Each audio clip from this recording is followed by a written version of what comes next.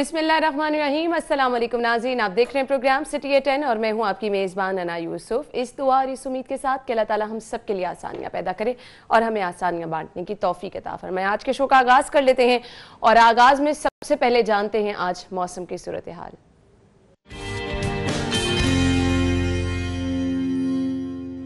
जुनेद रियाज हमारे साथ मौजूद हैं। जुनेद, बताइए मौसम आज कैसा रहेगा? जी, लाहौर शहर के मौसम की अगर बात की जाए तो इस वक्त लाहौर शहर का मौसम इंतहाई खुशगवार है, लेकिन मौसम जो है वो इंतहाई सर्द है और आज भी लाहौर शहर का मौसम जो है वो खुश्क रहने का इम्कान है। अगर दर्जा हरारत की बात की जाए तो आज ज़्यादा से ज़्यादा दर्जा हरारत जो है वो 18 डिग्री सेंटीग्रेड तक जाने का इम्कान है, लेकिन सुबह के वक्त कम से कम दर्जा हरारत जो है वो 4 डिग्री सेंटीग्रेड रिकॉर्ड किया गया। हालांकि गुज़िश्ता रोज़ जो है वो कम से कम दर्जा हरारत 3 डिग्री सेंटीग्रेड रिकॉर्ड किया गया था। महकमे मौसमियात के मुताबिक आइंदा 2 से 3 रोज़ तक जो है वो शहर का मौसम सर्द और खुश्क रहने का इम्कान है, जिससे दर्जा हरारत जो है वो मज़ीद कम होगा। दूसरी जानब अगर हवा में नमी के तनासब की बात की जाए तो सुबह के वक्त जो है 75%, जबकि शाम के वक्त जो है वो 51% तक जाने का इम्कान है। दूसरी जानब अगर स्मोक की बात की जाए तो स्मोक भी जो है वो रोज़ ब रोज़ बढ़ रही है, हालांकि गुज़िश्ता दिनों में जो है वो स्मोक कम हो गई थी। अगर आज एयर क्वालिटी इंडेक्स की बात की जाए तो 286 पर जो है एयर क्वालिटी इंडेक्स जो है वो पहुंच चुका है। दूसरी जानब आज मौसम जो है वो खुशगवार है, सूरज की किरणें निकली हुई हैं और धुंध पड़ने के इम्कानात जो हैं आइंदा 2 से 3 रोज़ तक नहीं हैं। ठीक है जी, बहुत शुक्रिया। जुनेद हमारे साथ मौजूद थे और मौसम की सूरत हाल आइंदा 2 रोज़ में भी क्या रहेगी जुनेद ने हमें बताया है। आगे बढ़ते हैं और एक नज़र डालते हैं शहर की सूरत हाल पर, शामिल करते हैं अपनी टॉप स्टोरी। आज लीड स्टोरी है डेली सिटी 42 की हमारे पास जी। पार्किंग फीसों में 100% इजाफे की तजवीज़, लाहौरियों के लिए एक और मुश्किल।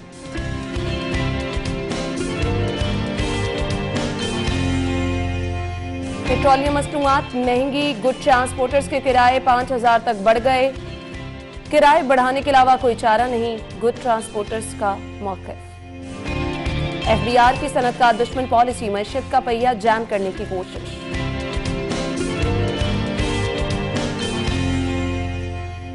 और नौजवानों को अगवा करके गुर्दा निकालने वाले जनरल अस्पताल के 2 मुलाजिमीन गिरफ्तार। ये है नाज़रीन आज की हमारी टॉप स्टोरीज, इन्हें डिटेल में डिस्कस करते हैं। स्टूडियो में हमारे साथ हमारे सीनियर रिपोर्टर अकमल सोमरू मौजूद हैं। अस्सलाम वालेकुम सोमरू साहब, क्या हाल चाल है आपके? जी अल्हम्दुलिल्लाह। सोमरू साहब ने तमाम अखबार पहले से ही पढ़ के रखा है, पूरी तैयारी के साथ। मैं जितनी देर इंट्रो दे रही थी, मौसम की सूरत हाल बता रही थी, इंतहाई महव थे आप अखबार में। नहीं, मैंने, आप तो ऐसे कह रही हैं जैसे इससे पहले मैंने अखबार कभी नहीं पढ़ा। नहीं, मुझे आज आप बड़े तमाम के साथ मुझे लग रहा था पढ़े। नहीं, वो असल में खबर बड़ी अवामी दिलचस्पी की थी और मैं हैरान हो रहा था कि पहले ही महंगाई इतनी ज़्यादा है और हुकूमत कैसे ये तसव्वुर कर सकती है कि कीमतों में, किरायों में या टैक्सेस में जो है वो 2 गुना तक इजाफा कर दिया जाए। यानी आज एक के बाद एक महंगाई की खबर देख के, वो चाहे ट्रांसपोर्टर्स की है, वो चाहे हम देख रहे हैं खबर जी पेट्रोलियम मसनूआत महंगी होने के बाद ट्रांसपोर्टर्स ने किराए बढ़ा दिए हैं, पार्किंग फीसें बढ़ गई हैं, साथ ही सब्जियां महंगी होने की भी खबर है। तो शायद इसमें आप गुम होकर रह गए। बस लास्ट टाइम जब मैं कहा था ना कि बाकी सिर्फ सांस रह गया है, हाँ, उस पर टैक्स लगाना है। अल्लाह ना करे ऐसा हो। चलें जी, पहली खबर की तरफ चलते हैं। लाहौरियों के लिए एक और मुश्किल है, पार्किंग फीसों में 100% इजाफे की तजवीज, यानी पूरी 100% इजाफे की तजवीज। क्या कहेंगे?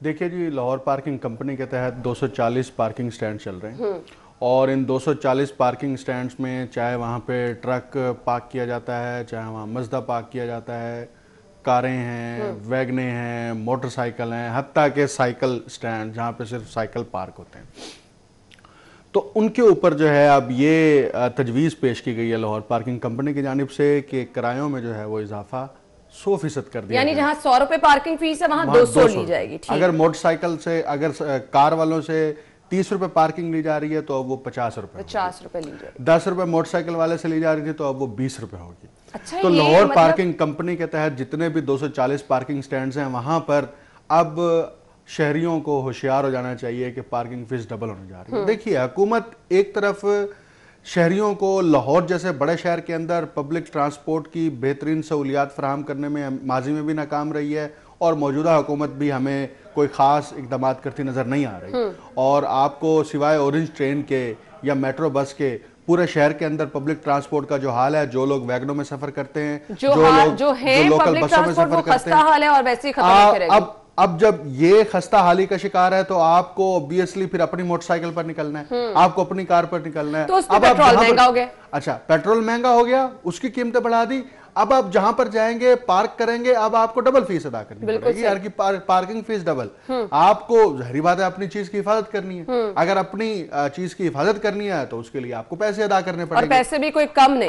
अब देखिए लाहौर पार्किंग कंपनी ने यह फैसला क्यों किया है। आपको याद होगा गुज़िश्ता प्रोग्राम में हमने डिस्कस किया था कि जो पंजाब के मुशीर हैं, मुशीर खजाना, मुशीर मालियाती अमूर, उनके ज़ेर सदारत जब इजलास हुआ था और उसमें कंपनियों के नुमाइंदों ने शिरकत की थी, तो उसमें उन्होंने कहा था कि कंपनियां जो है वो अपना खुद रेवेन्यू जनरेट करें। अगर कंपनियां अपना खुद रेवेन्यू जनरेट नहीं करेंगी तो गवर्नमेंट फंडिंग नहीं करेगी। तो मैंने लास्ट टाइम आपको कहा था अगर जनरेट करेंगी तो कंपनियां वहां पर क्या कर रही हैं, आराम से पैसे बटोर रही हैं। देख ले पिछला प्रोग्राम, मैंने उसमें वाज़ेह तौर पर कहा था कि अगर कंपनियों को ये टास्क दिया गया है तो कंपनियां टैक्स बढ़ाएंगी, कंपनियां कीमतों में इजाफा करेंगी और अल्टीमेटली जो गर्दन कटेगी वो आम शहरी की और आम लाहौरी की कटेगी। तो आपको ये उसका एक अमली सबूत पहला मिल गया एक हफ्ते के बाद ही कि कंपनी ने कहा कि ठीक है जी, अब हमें तो बाकायदा बाज़ाब्ता तौर पर सरकार ने इजाजत दे दी है, इसलिए अब हम जो है, लेकिन इस पर कोई बात करने वाला भी नहीं है, कोई पूछे। आप 100% इजाफा कर रहे हैं ना। इसमें अगला है मरला ये मेट्रोपॉलिटन कॉर्पोरेशन को ये समरी अरसाल की गई है, उसमें पूरा टेबल बनाया गया है कि इस तरह से हम कीमतें बढ़ाना चाह रहे हैं। मेट्रोपॉलिटन कॉर्पोरेशन जो है वो शहरियों की शिकायत सुनेगी, सही, और शहरियों की शिकायत दर्ज होंगी, शहरियों की शिकायत का जायजा लिया जाएगा और उसके बाद एक पूरा प्रोसेस है जिसको अप्रूवल देगी मेट्रोपॉलिटन साहब। शहरी तो बाकी इतनी महंगाई की दुहाई दे रहे हैं, कहां पर शहरियों की सुनवाई हो रही है। वो सिर्फ ये है कि वो फॉर्मेलिटी है कि आप वो फॉर्मेलिटी आपको बहरहाल पूरी करनी है। अब मेट्रोपॉलिटन कॉर्पोरेशन पर यह जिम्मेदारी आयद होती है कि वो इस समरी को मुस्तरद करती है, वो इस समरी के अंदर दी जाने वाली सिफारिशात को ग्राउंड रियलिटीज की बुनियाद पर परखती है और उसके बाद ये फैसला करती है। अवाम देखें, अवाम जब भी रियासत या कंपनियां या सरकारी इदारे कोई इस तरह का फैसला करते हैं कीमतों में इजाफों का, टैक्स में इजाफे का, अवाम ने तो हर सूरत वो देना ही देना है, क्योंकि उसके बगैर चारा ही नहीं होगा। रास्ता ही नहीं ना रह जाता। अब होगा क्या कि अवाम को आप इतना दबा रहे हैं, इतना दबा रहे हैं कि वो चाहते हैं कि बस फट जाएं, और जब फटे और फिर हमें कुछ भी नजर ना आए कि हमारे साथ हुआ क्या है। ये फैसले एक हफ्ते के दौरान जो सब्जियों की कीमतों की सूरत हाल है, हम अगली खबर में डिस्कस करेंगे, और जो इस वक्त ये शहर के अंदर पार्किंग का जो एक नया, ये पहले ही शहर के अंदर ये मसाइल हैं कि पार्किंग का जो अहदाफ लाहौर पार्किंग कंपनी को ये सौंपा गया था कि वो पार्किंग के मयार को बेहतर करेगी। लाहौर पार्किंग कंपनी का मकसद ये था कि लाहौर के अंदर जो है वो गैर कानूनी पार्किंग जो है वो नहीं होगी। आपको शहर के अंदर अहम तरीन शाहराहों के ऊपर आपको नजर आती है कि गैर कानूनी पार्किंग स्टैंड्स बने हुए हैं, उन पार्किंग स्टैंड्स के ठेके कौन लेता है? मेट्रोपॉलिटन कॉर्पोरेशन, उसके ऊपर भी तो कार्रवाई करे। लाहौर पार्किंग कंपनी जो है उसको भी तो देखे ना कि कैसे जो है शहरियों को ट्रैफिक जैम का भी सामना करना पड़ता है। पार्किंग का जो असल हदफ था वो हदफ पूरा हो नहीं रहा, और पैसे बटोरने के लिए कंपनियां जो हैं वो माशाल्लाह जो हर वक्त मुतहरिक बैठी होती हैं।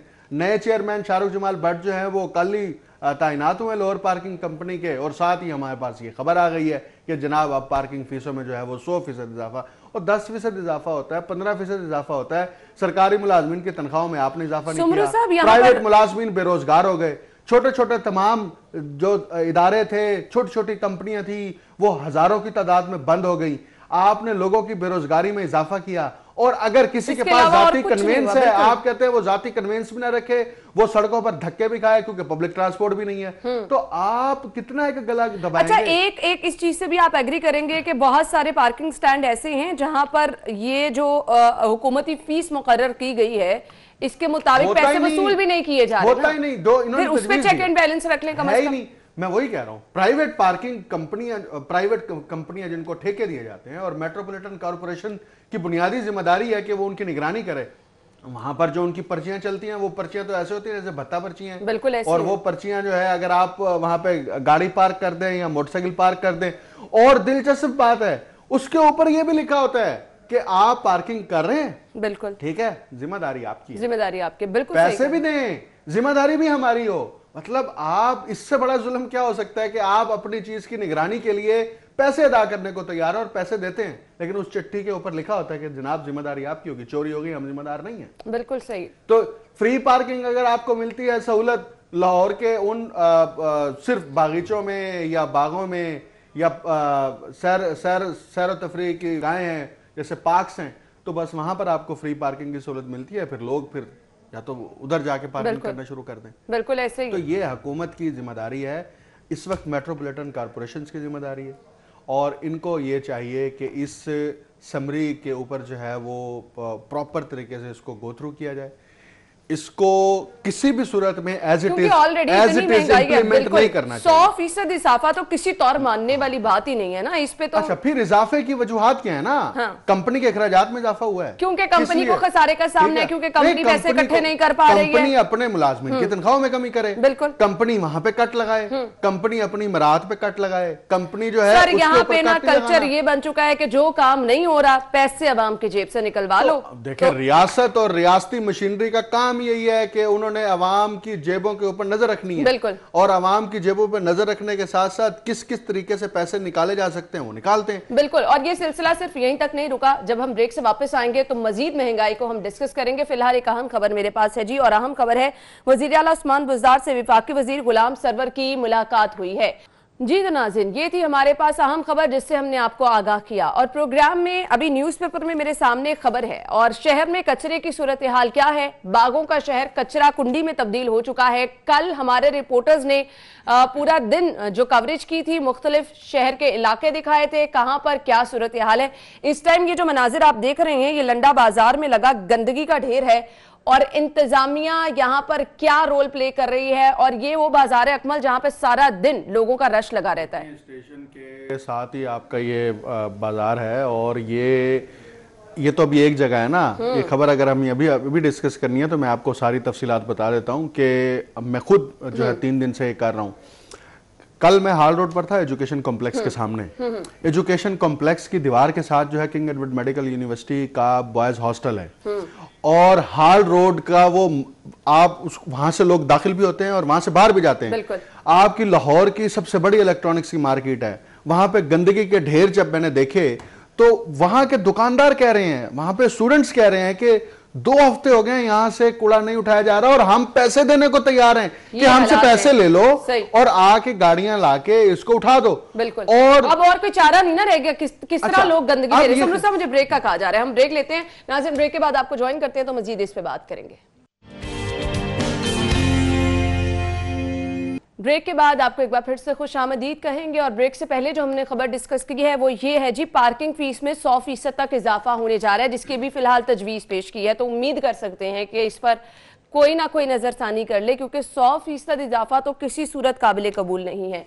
उसके बाद आगे बढ़ते हैं, और अगली खबर है जी, पेट्रोलियम मसनूआत महंगी, गुड ट्रांसपोर्टर्स के किराए 5000 तक बढ़ गए। जिस दिन पेट्रोल की कीमत में इजाफा हुआ था, मैंने उस दिन मेंशन ये किया था कि इसके बाद क्या होने वाला है कि अशिया खुदोनोश महंगी होंगी, किराए बढ़ जाएंगे। ट्रांसपोर्टर्स के पास जवाज मौजूद है कि पेट्रोल महंगा है तो वो क्यों ना किराए बढ़ाएं। जी समरू साहब। देखिए जी, ये वो ट्रांसपोर्ट है जो शहर के अंदर मूव करती है, वैगनों की सूरत में है, छोटे मजदों की सूरत में है। जो सामान, चाहे वो ताजरों का सामान है, चाहे वो व्यापारियों का सामान है, चाहे वो आड़तियों का सामान है, किसी भी किस्म की चीज़ है जिसके लिए आपको उसको ट्रांसपोर्ट करने के लिए एक गाड़ी दरकार है, तो उसका किराया 3000 से बढ़ाकर 5000 आपने कर दिया। और ट्रांसपोर्ट एसोसिएशन ने वाज़े तौर पर कहा है कि पेट्रोल की कीमत में, डीजल की कीमत में इसमें इजाफा हुआ है, इसलिए हमने किराए बढ़ा दिए हैं। अच्छा, अब ये किराए बढ़ाने से असर जो है उस ताजिर पर, उस व्यापारी और आड़ती पर नहीं आना, ये असर जो है उन कमोडिटीज के प्राइसेस के ऊपर आना है। यानी वो अशिया जो रोजमर्रा की बुनियाद पर भी खरीदी जाती हैं और बवक्त जरूरत भी खरीदी जाती हैं, जिनको एक जगह से दूसरी जगह पर उसकी तरसीलात के लिए आपको ट्रांसपोर्ट पर पैसे खर्च करने पड़ते हैं। अब जब ताजिर जो है उसकी कीमत जायद अदा करेगा तो उसका क्या होगा? अल्टीमेटली जो ये कप है जो पहले 10 रुपए में ट्रांसपोर्ट हो रहा था, अब वो 12 रुपए में ट्रांसपोर्ट हो रहा है, तो उसकी कीमत जो है वो ऑटोमेटिकली बढ़ जाएगी। ऐसे ही अब जब कीमत में इजाफा होगा तो फिर एंड कंज्यूमर ने उसको बर्दाश्त करना, और एंड कंज्यूमर पब्लिक है। बिल्कुल। अब आपकी हुकूमत की स्ट्रेटेजी जब मौसर ना हो, हुकूमत की इदारों के ऊपर गिरफ्त मौसर ना हो, तो फिर यह नतीजा होता है कि आपको हर इदारा, हर अंजुमन, हर शोबा जो है वो तनज़्ज़ुली की तरफ जाता हुआ नजर आता है और ये उसकी क्लासिकल एग्जांपल्स हैं। बिल्कुल सही और ये क्लासिकल एग्जांपल्स हैं। हुकूमत अब आज तक हुकूमत ये तो जारी कर देती है रेट कि अगर आपने लाहौर से इस्लामाबाद की तरफ जाना है तो पब्लिक ट्रांसपोर्ट में पर किलोमीटर जो है वो इतना होगा, लेकिन उसकी अवेयरनेस कहां होती है? कहीं पे भी नहीं। अच्छा, उस पर किलोमीटर किराए के ऊपर चेक एंड बैलेंस सिस्टम रखने का इनका कोई नुमाइंदा नहीं है, कोई नुमाइंदा नहीं है, इनका सिस्टम मौजूद नहीं है। यही सूरत हाल अब आप ट्रांसपोर्ट की तरफ आ जाएं, जो लोकल ट्रांसपोर्ट है जो बुनियादी तौर पर है ही एशिया की तरसील के लिए, उसके ऊपर आपके पास कोई मैकेनिज्म नहीं है, कोई सिस्टम नहीं है। आप फिर क्या होगा? फिर यही होता है कि जो जंगल का कानून है ना ये, कि जिसके पास ताकत है वो उस ताकत का इजहार करता है और वो इस तरह के फैसले करता है। और उसको आप माफिया का नाम भी दे देते हैं। माफिया का लफ्ज जो है ना, ये अपने आप की जान छुड़ाने वाली बड़ी जिम्मा हो जाते हैं। आप कहते हैं जी फलां माफिया है, ये आटा चोर माफिया है, ये जी चीनी का माफिया है। ये इस्तिलाह जो है ना बुनियादी तौर पर ये इटसेल्फ जो है वो गुमराह करने के मुतरादिफ है कि आप बजाय इसके एग्जैक्ट लोगों को पॉइंट आउट करके उनके खिलाफ कार्रवाई करने से गुरेजा रहने के लिए आप ये इस तरह के इकदाम उठाते हैं। अब गुड्स ट्रांसपोर्ट ने ये फैसला किया, कहां है हुकूमत? कहीं पे कहां है सब? ये लोकल गवर्नमेंट कहां है? वो कैसे इसको एग्जीक्यूट करेगी? उन्होंने इनके साथ मुज़ाकरात किए हैं, इनको बुलाया है, इनसे बातचीत की है। ताजिर जब मुजाहरे करेंगे, जब सामने आएंगे, सड़कें ब्लॉक होंगी, फिर आप कहेंगे ताजिर मुजाहरा कर रहे हैं। बिल्कुल। आप क्यों अपने सिस्टम को इफेक्टिव बनाने के लिए, एक तो सिस्टम इफेक्टिव नहीं, दूसरा आपने ये भी कहा चेक एंड बैलेंस रखने वाला भी कोई नहीं। अब ये सब्जियों पे मैं आ जाती हूँ जी। सब्जियों की कीमतें ओपन मार्केट में रोज ब रोज बढ़ रही हैं और अंडों की कीमतों में जो होशरुबा इजाफा हो रहा है ये तो समझ से बाहर होता जा रहा है। मतलब 195 रुपए दर्जन अंडे, कभी ऐसा नहीं हुआ। ये सरकारी रेट है, बिल्कुल सही कहा। ये इस वक्त जो अंडे सही क्वालिटी के अंडे हैं वो आपको 210 215 रुपए दर्जन जो है वो मिल रहे हैं। और इसमें हुकूमत जो है वो अगेन हुकूमत ने सिर्फ दावा करना है और दावे की हकीकत जानने के लिए हम ग्रास रूट लेवल पे या जो ज़मीनी हकाइक हैं उनको दलाइल के मद्दे मुकाबिल उसको जांच पड़ताल की जाती है। आप देखिए कि अंडा, अब हुकूमत एक तरफ कहती है, अच्छा हुकूमत को भी छोड़ दें, वजीर आजम पाकिस्तान, हम किसी हुकूमत की बात नहीं कर रहे, हम चले एक फर्द की बात कर लेते हैं। वजीर आजम ने तो अकमल साहब खुद कहा था मुर्गियां पाल लें। नहीं, मैं तो अब महंगे अंडे ना, मैं वजीर आजम की सिर्फ किसी की बात नहीं करते। वज़ीर आज़म पाकिस्तान ने एक दफ़ा नहीं मुतअद्दिद बार अपनी तकारीर में एक पॉइंट को उठाया और बार बार उठाया कि हमारे यहाँ जो बच्चे हैं वो माल न्यूट्रिशन का शिकार हैं और उनको बुनियादी खुराक सही नहीं मिल रही, जिसकी वजह से उनकी ज़हनी ग्रोथ और जिस्मानी ग्रोथ बराह रास्त मुतासिर हो रही है। बिल्कुल सही कहा आपने। अच्छा, अब आपको बुनियादी खुराक के अंदर जो है वो अंडा जो है वो बुनियादी प्रोटीन, बुनियादी चीजें उसके अंदर शामिल है। प्रोटीन कहा जाता है। और आप अगर डॉक्टर्स कहते हैं कि कम से कम जो है वो एक अंडा तो रोज खाना चाहिए। बिल्कुल। अच्छा, अब जिसने एक अंडा खाना है और उसके घर में 3 या 4 बच्चे हैं, तो मुझे बताइए कि वो अगर आधे दर्जन अंडे रोज की बुनियाद पर ले नाश्ते में, सिर्फ अंडे, अभी हम ऑयल की बात नहीं कर रहे, अभी हम आटे की कीमत की बात नहीं कर रहे, अभी हम गैस के बिलों में जो इजाफा हुआ उसकी बात नहीं कर रहे, बिजली के बिलों में जो इजाफा हुआ उसकी बात नहीं कर रहे, अभी सिर्फ एक अज्जा में से एक जुज की बात कर रहे हैं। तो आप सब्जियों की पूरी फहरिस्त उठा के देख लें। मैं गुज़िश्ता इतवार जब सब्जी मंडी गया और मैंने ना चाहते हुए अदरक को हाथ नहीं लगाया, मैंने कीमत भी नहीं पूछी क्योंकि हमें पता था उसकी कीमत ज्यादा है, और मैं सब्जी लेके वापस आया और मेरी बेगम ने मुझे वाज़े तौर पर कहा कि जनाब अदरक उसके बगैर तो खाना अच्छा मैंने कहा कि अदरक जरूरी है, कहती उसके बगैर खाना नहीं बनेगा।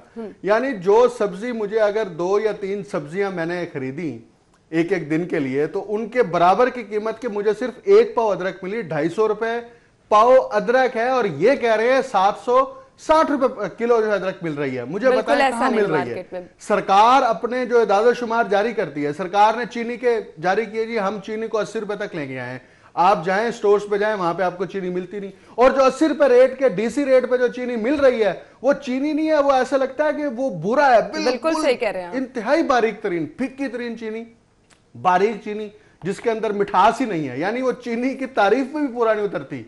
आपने सब्जियों की कीमतें महंगी की, लोगों के पेट से आपने रोटी जो है वो छीन ली। बिल्कुल आपने पेट्रोल की कीमतों में इजाफा किया, लोगों के ट्रांसपोर्टेशन के मसाइल आपने छीन लिए, उसमें इजाफा कर दिया। हास के ऊपर जो है वो हुकूमत अवाम को पीस रही है और फिर कहती है हम अवाम दोस्त हैं, और फिर आप एक बयान जारी कर देंगे कि हम एनआरओ नहीं देंगे। मुझे बताइए कि एनआरओ दें ना दें, वो गए। अब अवाम का उससे कोई सरोकार नहीं है, लेना देना नहीं है। अब अवाम का सरोकार ये है कि हर चीज महंगी हो रही है और महंगी कर दी गई है और मुसलसल हो रही है। ये नहीं है कि उसके अंदर और कोई कहीं किसी जगह पे तो जाके रुके ना। और बिल्कुल सही कहा आपने। अफसोस की बात यह है कि हर गुजरते दिन के साथ आपको हर रोज एक चीज महंगी होती नजर आ रही है। यानी अब ये तूफान थमने वाला नहीं है। अब बाकी हमारी जानें ही रह गई हैं, सांस ही रह गया है, जिस पर मेरे ख्याल से टैक्स लग जाएगा। नहीं लगेगा टैक्स, ये लगेगा। सुमरू साहब माफी दे दे, मैं खबर वाइंड अप कर रही हूँ। नहीं अब आप आगे जो है ना, ये मुझे खबर वाइंड अप करने चलें, क्योंकि हो बस अब आप सिर्फ ये दुआ करें कि वजीर आजम ये सुन ना रहे हो, नहीं तो वो जिस चीज का नोटिस लेते हैं वो आपको पता अल्लाह ना करे ऐसा हो। जी नाज़रीन, अभी एक अहम खबर आप तक पहुंचा देते हैं। अहम खबर हमारे पास है सिविल सेक्रेटेरिएट में काबीना कमेटी। तो नाज़रीन अभी हम एक ब्रेक लेंगे, ब्रेक के बाद आपको ज्वाइन करते हैं, हमारे साथ रहिएगा। ब्रेक के बाद प्रोग्राम में आपको खुश आमदीद कहेंगे। खबर हमारे पास ये है जी, एफबीआर का मैशियत परवार अरबों का टैक्स देने वाले 3 सनतकार ग्रुप्स के खिलाफ मुकदमात। सनतकारों में शदीद गम गुस्सा पाया जा रहा है। सुमरू साहब क्या कहेंगे आप? देखिए, ये एफबीआर की जानिब से जो एक इनका खसूसी दफ्तर है जो लार्ज टैक्स देने वाले जो इदारे हैं उनकी निगरानी करता है, और उस ऑफिस के तहत जो है वो इनको नोटिस भेजे गए और बल्कि 2 इदारों के जो चीफ फाइनेंस ऑफिसर्स हैं उनको गिरफ्तार भी कर लिया गया।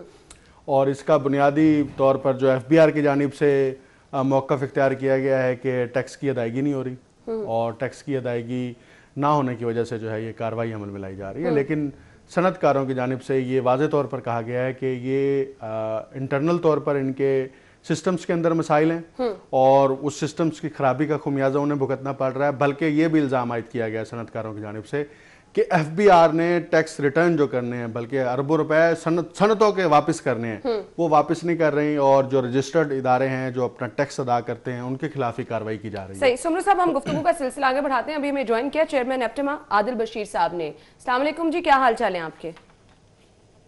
जी वालेकुम अस्सलाम। बहुत बहुत शुक्रिया आदिल बशीर साहब आपके वक्त के लिए। बताइएगा ये जो कार्रवाइयां की जा रही हैं एफबीआर की जानिब से, कैसे देखते हैं आप इसको? जी, ये तो बहुत अनजस्टिफाइड एक्शंस हैं एफबीआर के। जैसे आपने पहले भी सुना होगा, अभी बात हो रही थी, तकरीबन 150 से 200 अरब रुपया एफबीआर ने वापस करना है सेल टैक्स रिफंड्स इंडस्ट्री के। और आपने ये अभी जो ये कार्रवाई हुई है, ये अपने इनके सिस्टम्स की खराबी की वजह से कोई सर्टन डिमांड लगी थी जिसकी शायद वैल्यू 20-25 लाख रुपए एक कंपनी के खिलाफ है। आपने एक ड्यू प्रोसेस होता है जो फॉलो करना है, जिसमें आपने शो कॉज नोटिस होता है, फिर आप बुलाते हैं टैक्स पेयर को। अगर कोई इशू हो तो इसको एक तरीके से सेटल किया जाता है। ये कहाँ का कानून है कि आपने अपना ड्यू प्रोसेस फॉलो नहीं किया और आपने एफआईआर इंडस्ट्रियलिस्ट पे काट दी है, जो कि टॉप 100 एक्सपोर्टर्स पाकिस्तान में इनका इसमें शामिल है। अब ये $100 मिलियन, $200 मिलियन की इनकी एक्सपोर्ट्स हैं पर कंपनी की, और आप जाके विदाउट इन्वेस्टिगेशन इन पे एफआईआर काट रहे हैं। This is very very negative, and इसमें हमारी रिक्वेस्ट है और हमने हर फोरम पे इसको रेज किया है कि ये एफबीआर पे जिन्होंने ये एक्शन लिया है एफबीआर के अंदर, they need to be investigated, and अगर जिसकी भी गलती है उसको they need to be held accountable. अच्छा आदिल साहब, ये बताइए, क्या ये जो एफबीआर ने कार्रवाई की है, ये आपको क्या लगता है कानून को फॉलो करके कार्रवाई की गई है या इसके पसे पुष्ट कोई सियासी मुहर्रिकात भी हैं? देखिए जी, आई डू नॉट अंडरस्टैंड कि ये क्यों हो रहा है, बिकॉज गवर्नमेंट की एक स्टेटेड पॉलिसी है, they want to encourage the exports, industrialization in the country. और अगर उसके बरक्स अगर एक जिस कंपनी में, अब जिन कंपनियों की ये बात हो रही है, इसमें अगर इन्होंने किसी का 20 या 25 लाख रुपए का, एफबीआर की अपनी गलती है, जबकि अगर आप एक्चुअली जाके उनके अकाउंट्स देखें या उनका हिसाब किताब देखें, एक एक कंपनी के शायद 50-50 करोड़ रुपए एफबीआर ने वापस करने। तो ये तो जी कोई तरीका नहीं है कि आप उठे और एक एफआईआर काट दें और सारे डायरेक्टर्स के नाम काट दें, कंपनियों के नाम काट दें। पहले आपने इन्वेस्टिगेशन की है कि इशू क्या है। तो इससे आप क्या पैगाम देना चाहते हैं इस मुल्क के सनतकार को? जो लोग टैक्स नेट में नहीं है उनसे कोई पूछताछ नहीं है। कुछ जो मर्जी करे, जो टैक्स नेट में है, जो अपना पूरा टैक्स अदा करते हैं गवर्नमेंट में, ये उन्हीं पर कार्रवाइयां की जा रही बंदों को, ये सर जी ये 10-10 हजार बंदों को एम्प्लॉय करती है एक फैक्ट्री, इफ नॉट मोर। तो आप ये क्या पैगाम देना चाहते हैं? अच्छा आदिल साहब, ये बताइए, अब आपकी तरफ से क्या कानूनी रास्ता इख्तियार किया जाएगा कि एफबीआर के इस इकदाम पर, जिससे सनतकारों को मसाइल का सामना करना पड़ रहा है? देखिए जी, कानूनी तरीका तो हम नहीं करेंगे। We have to involve the federal government, और हमने अपने जो हमारे कॉमर्स मिनिस्टर हैं पंजाब में हैं, जो हमसे मुतल्लिका मिनिस्टर्स हैं, हमने उनको ये इशू बहुत स्ट्रांगली रेज किया है, और हम एक्सपेक्ट करते हैं कि वो इस पर एक्शन लेंगे और हमारे साथ बैठेंगे, और जो भी मामलात हैं गोइंग फॉरवर्ड कि मेक श्योर करेंगे कि ऐसी हरकतें या इस किस्म की ठीक है जी। Thank you so much. Adil Bashir साहब हमारे साथ मौजूद है। आदिल बशीर साहब, आपके वक्त का शुक्रिया। सुमरू साहब, खबर ये भी है कि सासाजात छुपाने वाले 800 लाहौरिये हैं जो कि एफबीआर के रडार पर आ गए हैं। देखिए, एफबीआर ने इनके लिस्ट जारी की है और उसमें बुनियादी तौर पर उन अफराद की निशानदेही की गई है जो लाहौर के अंदर टैक्स तो दे नहीं रहे, लेकिन वो एसेट्स बना रहे हैं, अपने प्रॉपर्टीज खरीद रहे हैं। देखिए, इस गवर्नमेंट ने आते ही एक काम किया था कि हर चीज को सेंट्रलाइज करके और चीजें कंप्यूटराइज कर दी थी। सही। अब जब कंप्यूटराइज सिस्टम किया गया तो उससे फौरी तौर पर यह मालूम हो जाता है कि अगर किसी शख्स ने कोई प्रॉपर्टी खरीदी है तो उसके आईडी कार्ड नंबर के ऊपर जब वो प्रॉपर्टी दर्ज होगी तो एफबीआर के पास ये रसाई है कि वो ये मालूम कर सके कि एक शख्स ने इतने करोड़ रुपए की प्रॉपर्टी खरीदी है तो उसने टैक्स कितना दिया। अब लाहौर शहर के अंदर से 800 ऐसे अफराद की निशानदेही की गई है जो टैक्स नहीं दे रहे लेकिन अपने असासाजात बना रहे हैं और उनके असासाजात में इजाफा हुआ है। तो इस बुनियाद पर ये नोटिस जारी हो रहे हैं और एफबीआर ने ये वाजे किया है कि वो इनके खिलाफ कार्रवाई भी करेंगे और हो सकता है इनको। चले जी, 800 लाहौरिये हैं जो कि एफबीआर के रडार पर आ गए हैं। आगे बढ़ते हैं। फिलहाल अभी एक अहम खबर से मुझे आपको आगाह करना है। अहम खबर हमारे पास ये है जी, और अभी वक्त हुआ एक ब्रेक का। ब्रेक के बाद आपको ज्वाइन करते हैं। Welcome back. जनरल अस्पताल से खबर शामिल कर लेते हैं और खबर यह है जी, नौजवान को अगवा करके गुर्दा निकालने वाले जनरल अस्पताल के 2 मुलाजमीन गिरफ्तार कर लिए गए हैं। मरकजी मुलजिम नजीर की निशानदही पर बशीर को गिरफ्तार किया गया है। दौरान तफ्तीश मुलजिमान ने मुतासिरा नौजवान बिलाल को 32 लाख देने का एतराफ भी किया। क्या कहेंगे सुमरू साहब?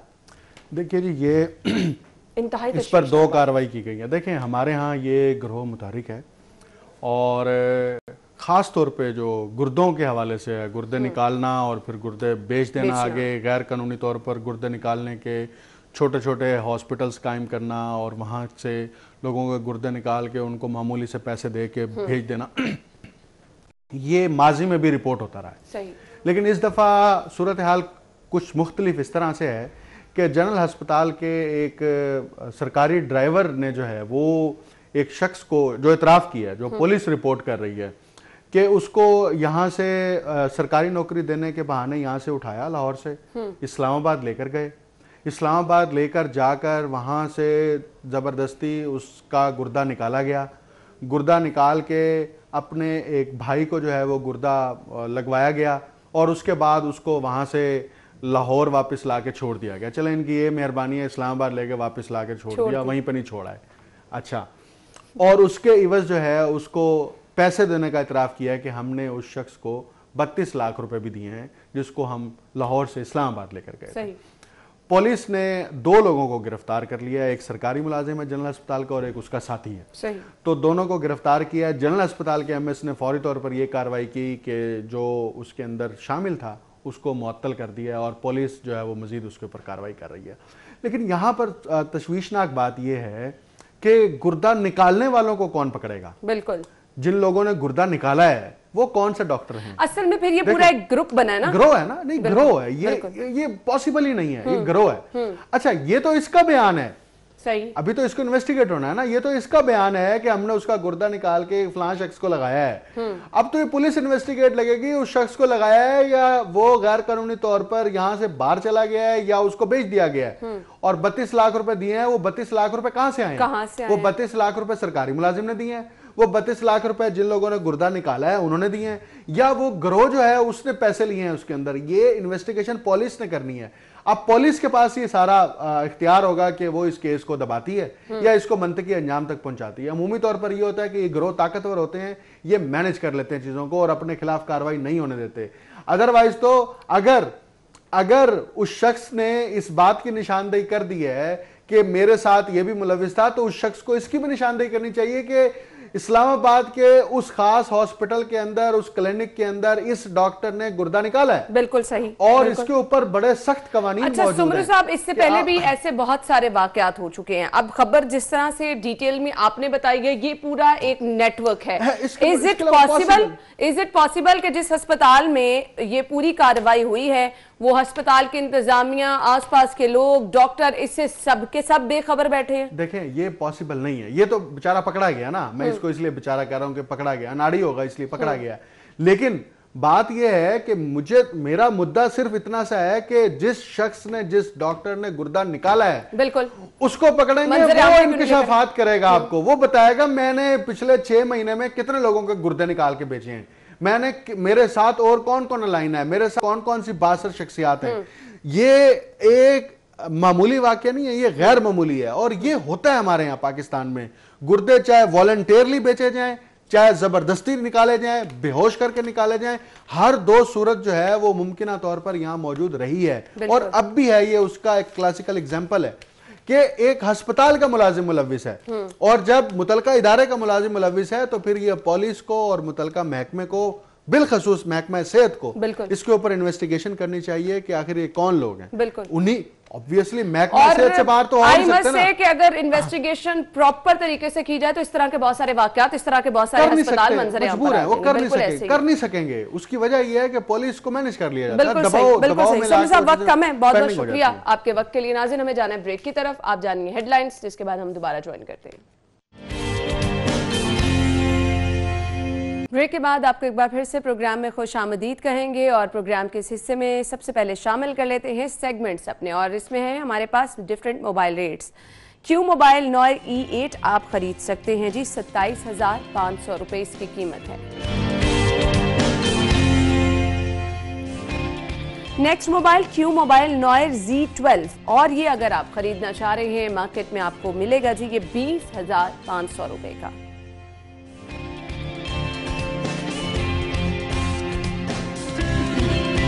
Q mobile noir A1 light और इसकी कीमत है 17,500 रुपये।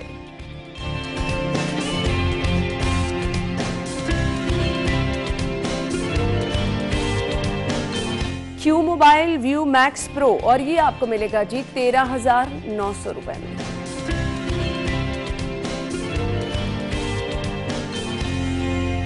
ये तो थे मोबाइल रेट्स। आगे बढ़ते हैं और शामिल करते हैं अगला सेगमेंट, आज के भाव।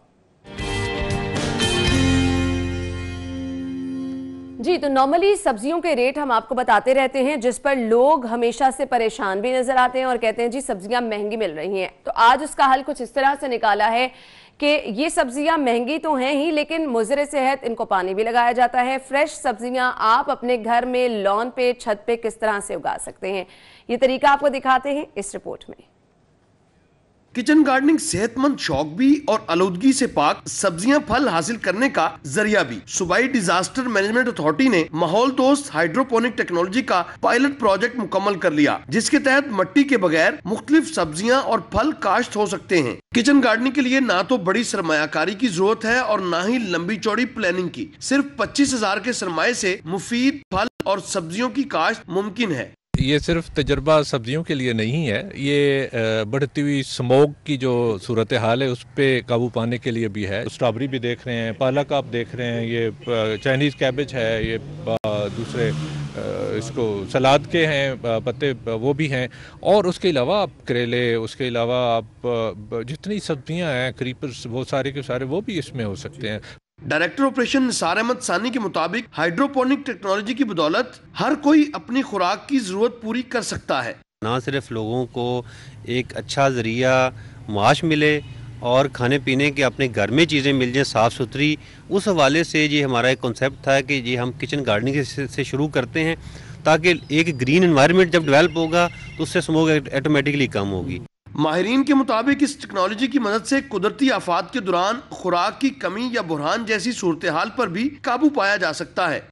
PDMA का हाइड्रोपोनिक टेक्नोलॉजी से जरूरत की सब्जियां उगाने का तजर्बा तो कामयाब रहा। अब इस तजर्बे से फायदा उठाकर न सिर्फ स्मोक के चैलेंजेस से निपटा जा सकता है बल्कि जरूरत की सब्जियां भी हासिल की जा सकती हैं। कैमरामैन काशिफ बेग के साथ राव दिलशाद हुसैन। जी, तो राव दिलशाद की रिपोर्ट आपने मुलाहिजा के इंतहाई मुफीद तरीका बताया गया है कि किस तरह से आप घर में अपनी ज़रूरत की सब्जियां उगा सकते हैं, साथ ही साथ स्मॉग के खात्मे में भी अपना किरदार अदा कर सकते हैं। आगे बढ़ते हैं, मीट रेट्स है मेरे पास ज़ैनत शॉप पे। अगर आप जाएंगे तो सबसे पहले जी यहाँ पर बीफ पर केजी क्या है, 450 रुपीज़ में 450 रुपये में आप खरीद सकेंगे। बीफ मिन्स आपको यहाँ से मिलेगा 565 565 रुपये किलो में।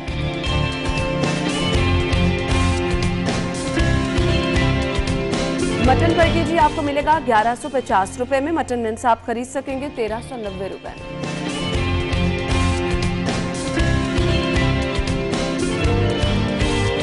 चिकन रेट क्या है जी, जिंदा मुर्गी गवर्नमेंट रेट के मुताबिक मार्केट में आपको मिलेगी 210 रुपए किलो में और इसका बना हुआ गोश्त आप खरीद सकेंगे 305 रुपए किलो में। और इसके बाद शामिल कर लेते हैं एग रेट। सबसे पहले रिटेल प्राइस है जी, रिटेल प्राइस के मुताबिक 197 रुपए दर्जन में आप अंडों की खरीदारी कर सकते हैं।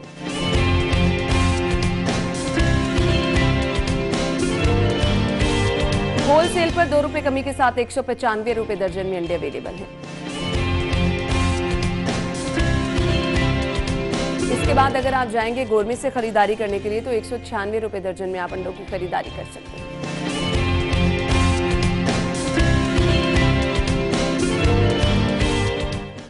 जी, तो नाज़रीन ये थे रेट्स, आपने जान लिया। आगे बढ़ते हैं, शामिल करते हैं अपना अगला सेगमेंट बचत बाजार। सेल्स कहाँ कहाँ लगी है, तो सबसे पहला ब्रांड हमारे पास है जी क्रॉस कल्चर। अगर आप यहाँ पर जा रहे हैं तो अप टू 50% यहाँ ऑफ है।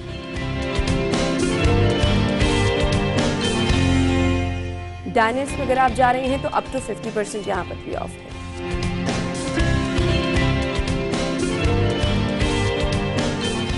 रॉयल टैग नेक्स्ट ब्रांड है, अप टू 60% यहाँ ऑफ है।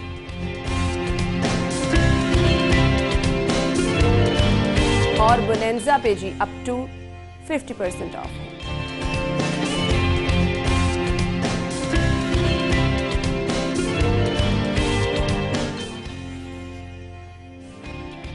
सेल्स आपने जान ली, आगे बढ़ते हैं, शामिल करते हैं अगला सेगमेंट, जानते हैं माल का हाल। करेंसी रेट्स क्या हैं आपको दिखाते हैं।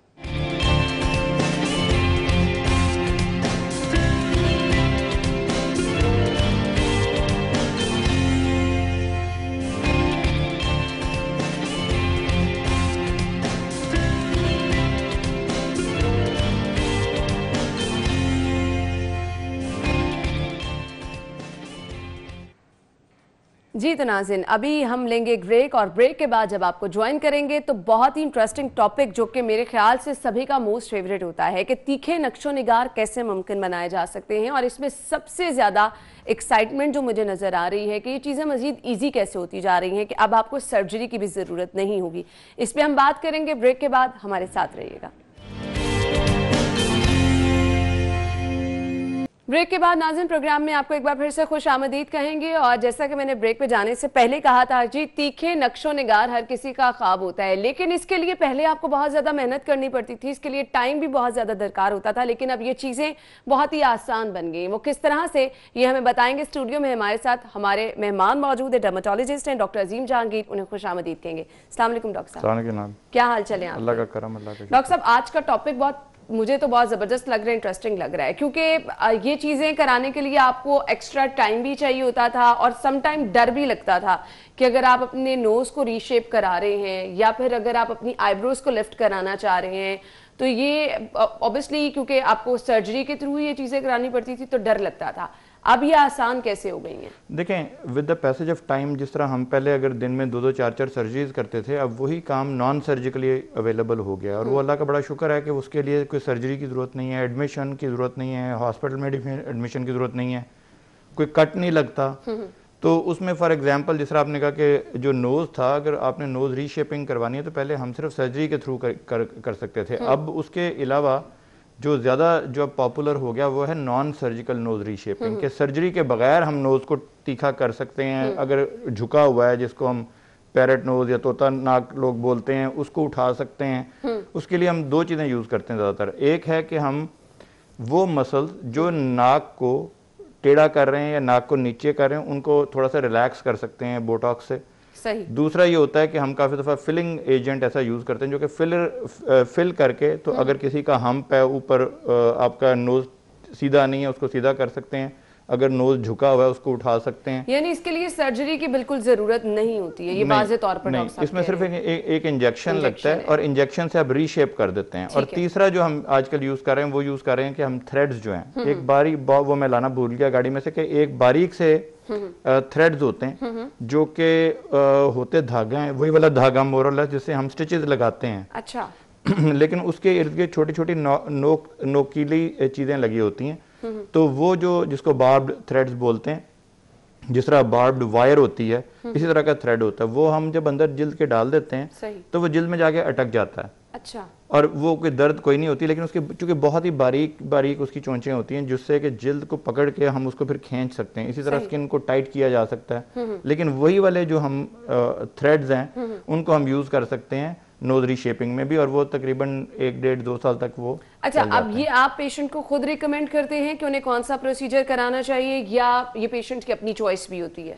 देखिए, हम डिस्कस करते हैं पेशेंट से और फिर उसको चॉइस देते हैं कि ये भी हो सकता है, ये भी हो सकता है, ये भी हो सकता है, इसके ये फ़वायद हैं, ये लिमिटेशंस हैं, इस प्रोसीजर के ये फ़ायदे। और आखिर में अगर पेशेंट हमें कहे कि जी आप क्या रिकमेंड करेंगे, तो ज़ाहिर है मेरी जिम्मेदारी होती है कि हम रिकमेंड करें, but at the same time patient का समझना प्रोसीजर को और ऑन बोर्ड होना बहुत जरूरी है, क्योंकि जब तक आप समझते नहीं अपने प्रोसीजर्स को, पेशेंट फिर देखें, ये जो ज्यादा हमारे यहाँ होता है ना कि जी डॉक्टर भी सारी उम्र करवाना पड़ेगा, तो ये उसी तरह जिस तरह आपको सारी उम्र लिपस्टिक लगानी पड़ती है, बाल बनवाने पड़ते हैं, नाखून कटवाने पड़ते हैं, तो इसी तरह ये जो चीजें ये एक आपकी जो कि आपको मेंटेन करना पड़ता है। सही।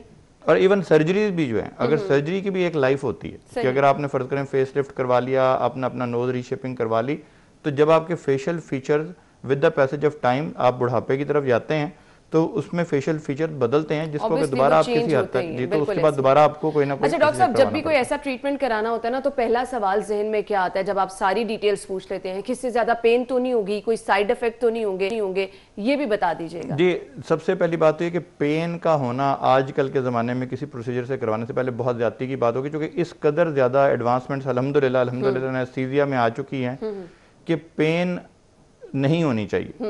सही। अल्हम्दुलिल्लाह। उसकी वजह यह है कि अगर चूंकि उसमें एडवांसमेंट्स इतनी ज़्यादा आ चुकी हैं अल्हम्दुलिल्लाह, तो उसके लिए हम उसको सुन कर देते हैं, और जो फिलिंग एजेंट्स हैं उनमें काफ़ी ज़्यादा पहले पेन किलर मौजूद होता है, एनेस्थेटिक एजेंट मौजूद होता है। जब आप फिल करते हैं तो साथ साथ वहाँ पे सुन भी होती जाती जगह। और उसके अलावा क्रायो एनेस्थीसिया, हम काफ़ी ज़्यादा नर्व ब्लॉक्स लगा देते हैं कि वहाँ की जो नर्व सप्लाई है उसको थोड़ी देर के लिए ब्लॉक कर देते हैं ताकि वहाँ पे दर्द ना हो। सही। तो आजकल किसी भी प्रोसीजर से पहले मेक श्योर कि हमारी जो एवेल्युएशन होती है अमेरिका में, वो एक बहुत बड़ा उसका ताल्लुक पेन से होता है कि आपने जो पेशेंट को, और हम 1 to 10 स्केल पूछते हैं पेशेंट से, बहुत बड़ी स्टडीज हैं इसके ऊपर, तो इसमें कोई शर्म की बात नहीं है कि आप अपने डॉक्टर से ये कहें, रिक्वेस्ट करें कि जी मुझे कोई पेनफुल प्रोसीजर ना हो। जैसे आजकल लोग गैस्ट्रोस्कोपी करवाते हैं और उसके लिए बगैर कोई सेडेशन के लोग करते हैं, मेरे ख्याल में बहुत बड़ी ज्यादती की बात है। उसकी वजह यह है कि जिसने गैस्ट्रोस्कोपी करवानी है, अगर आप किसी से कभी उसका एक्सपीरियंस पूछें तो आपको बड़ा अफसोस होगा कि वो जिस तरह एक हॉरिफाइंग और टेरेबल एक्सपीरियंस के थ्रू जो पेशेंट गुजरता है, और वो डॉक्टर के लिए तो यही है कि जी बस जी उसको पकड़ा और उसके मुंह में नाली डाली, लेकिन आप अपने आप को देखें कि अगर आपके कभी कोई इस तरह नाली घुसाने की इतनी मोटी कोशिश कर रहा हो, तो मेरे ख्याल में जो पेशेंट की ये कुछ चीजें पेशेंट बिल्कुल डिमांड कर सकता है अपने डॉक्टर से कि जी मुझे आप थोड़ा सा सुला के फिर कोई ऐसा क्योंकि प्रोसीजर इस पे करें। आपकी सेटिस्फेक्शन होना बहुत जरूरी है कि जो प्रोसीजर होने जा रहा है उसकी डिटेल्स भी आपको पता हो। डॉक्टर साहब, बहुत सेंसिटिव चीजें आप बता रहे हैं कि इंजेक्शन के थ्रू फिलर करना है, बोटॉक्स करना है, थ्रेड के थ्रू करना है। इस पे अगर आपने डिटेल्स अपने डॉक्टर की पता नहीं की है, आपने कोई भी चीज जाने बगैर ये प्रोसीजर करा लिया है, कितना नुकसानदेह है? क्योंकि इस पे तो बहुत रिस्क फैक्टर ऐड हो जाता है ना। देखें, दो चीज़ें। पहली बात तो ये कि ज़रूरी नहीं कि आप इन्हीं प्रोसीजर्स पे जाएं, इसके अलावा टोटली नॉन सर्जिकल प्रोसीजर्स मौजूद हैं। ये तो इसमें तो मिनिमली अगर आपने इंजेक्शन भी लगाना तो उसमें कोई चीज़ तो लगेगी ना। इसके अलावा भी बहुत सारे प्रोसीजर, जिस तरह हाइफू है, हाईली इंटेंस फोकस्ड अल्ट्रासाउंड है, रेडियो फ्रिक्वेंसी है, जो स्किन को टाइट कर सकते हैं। लेकिन आपने जो कि नोज रीशेपिंग का पूछा या लिप रीशेपिंग का पूछा या चिन को थोड़ा एनहांस करने के लिए या आपकी जो चीक बोन्स हैं उनको एनहांस करने के लिए, तो उसके लिए तो ये वाले प्रोसीजर होंगे जिसमें कोई ना कोई चीज़ फिलिंग एजेंट जाएगा स्किन के अंदर। तो दो चीज़ें, नंबर एक तो ट्रेनिंग बहुत ज़्यादा काउंट करती है। हमने अल्हम्दुलिल्लाह अभी पाकिस्तान में वी आर अल्हम्दुलिल्लाह only centre in Pakistan outside of the US जहाँ पे अमेरिका की हम लोग फेलोशिप्स करवानी शुरू की हैं, जो कि जिसमें लेकिन 2 साल की कमिटमेंट है, उसमें साल से 2 साल डॉक्टर को सीखना पड़ता है। सही। प्रॉब्लम ये है कि with the passage of time दुनिया में इम्पेशेंस आ गई है, और उसी तरह डॉक्टर्स में और सीखने वालों में पेशेंस नहीं है कि वो साल 2 साल वो काम सीख सकें। जल्दबाजी में हम आगे जल्दबाजी में। अब वो ये होता है कि अगर एक किसी ने प्रोसीजर कर लिया या 2 प्रोसीजर देख लिए तो वो समझते हैं मुझे करना आ गया, हालांकि उसके बाद किसी की सुपरविजन में चंद 100 प्रोसीजर करने चाहिए हैं। बिल्कुल। अब एक हमारे यहाँ बड़ा रवाज है कि जो भी कोई मसला हो तो कहते हैं ये गवर्नमेंट ये नहीं करती। और भाई गवर्नमेंट ये तो नहीं आपको बता सकती कि किस डॉक्टर के पास जाना है और किसके पास नहीं जाना। सही।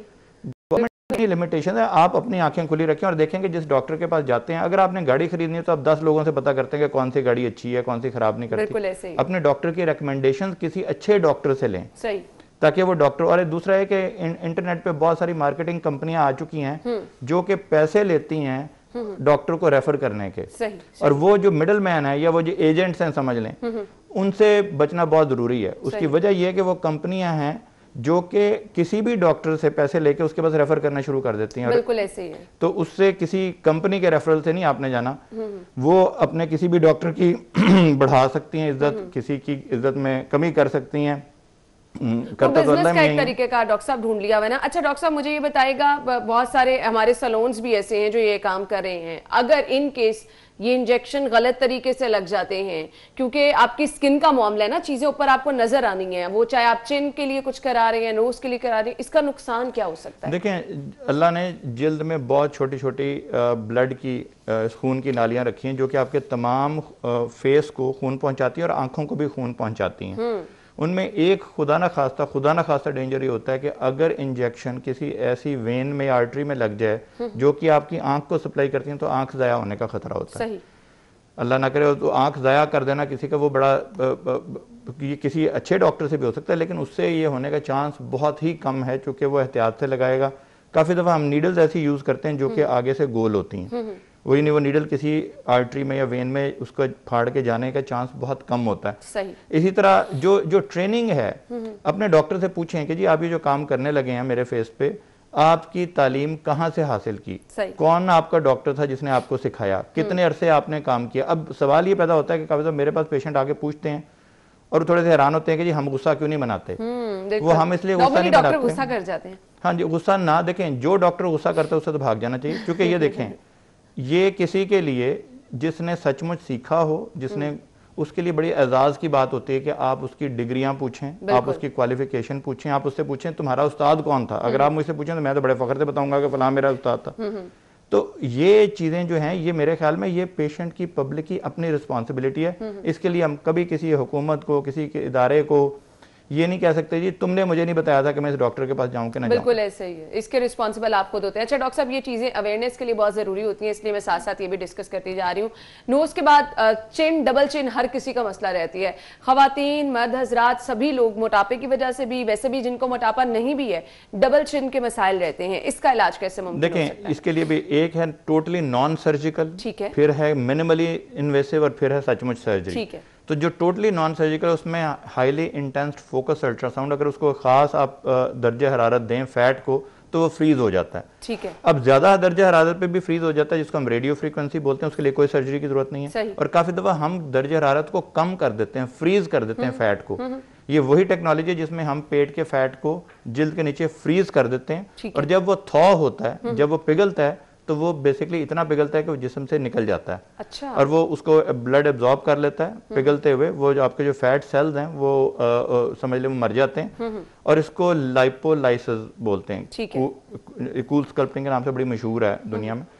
तो ये जो है ये कोल्ड लाइपोलाइसिस जो है ये भी हो सकती है, और एक खास टेम्परेचर पे, यानी इसको आप बहुत ज्यादा फैट को गर्म करके भी पिघला सकते हैं और बहुत ज्यादा फ्रीज करके जब दोबारा पिघलता है तो फैट डिसॉल्व हो जाता है। सही। तो डॉक्टर साहब इसको क्या रिपीट करना पड़ता है? इसको रिपीट करना पड़ता है क्योंकि ये इसकी जो है वो तकरीबन इसकी जो दर्जा हरारत है वो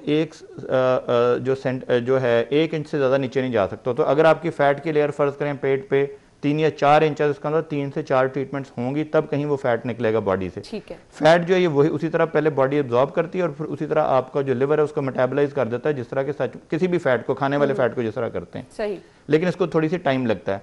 ये वाला एरिया चूंकि छोटा होता है और यहाँ पे फैट छोटा होता है, कम होता है, तो उसके लिए एक फैट के डिजोल्विंग इंजेक्शन आते हैं, एक केमिकल्स हैं, मेडिसिन हैं, जिससे कि फैट सेल्स मर जाते हैं। ठीक है। उसको हम लगा सकते हैं, लेकिन उसको एहतियात से इसलिए लगाते हैं कि कहीं फैट सेल्स में वो मेडिसिन लगे, कहीं जिल्द पे अगर लगे तो जिल्द ना मर जाए, वहां से जिल्द खराब ना हो जाए, but it's very very safe otherwise. और वो 5 से 10 मिनट का प्रोसीजर है। उसके बाद वहां से फैट आहिस्ता आहिस्ता आहिस्ता आहिस्ता डिजोल्व हो जाता है। लोग ये कहते हैं कि जी मेरी जिल्द ढलक तो नहीं जाएगी, अगर वो सही तरीके से लगाया जाए और उसका बाद में केयर सही की जाए तो जिल्द एक्चुअली वापस जाके चिपक जाती है, तो ढलकती लटकती नहीं है। और तीसरा प्रोसीजर जिसको हम कहते हैं micro liposuction, very very effective procedure अल्हम्दुलिल्लाह के। उसके लिए अगर जिसका बहुत ज्यादा बड़ी डबल चिन हो, वो इमीडिएट रिजल्ट चाहें, बार बार आ नहीं सकते, जिस तरह हमारे पास मुल्क से बाहर से जो ज्यादा लोग आते हैं वो एक ही दफा आना चाहते हैं, तो वो अपनी फैमिली को भी पाकिस्तान में मिल जाते हैं और ये कोई प्रोसीजर भी ऐसे करवा जाते हैं। तो उसके लिए फिर मैं रेकमेंड करता हूँ कि 1 टाइम प्रोसीजर हो, उसमें एक छोटा सा सुराख करके जो 1 इंच का 10वां हिस्सा या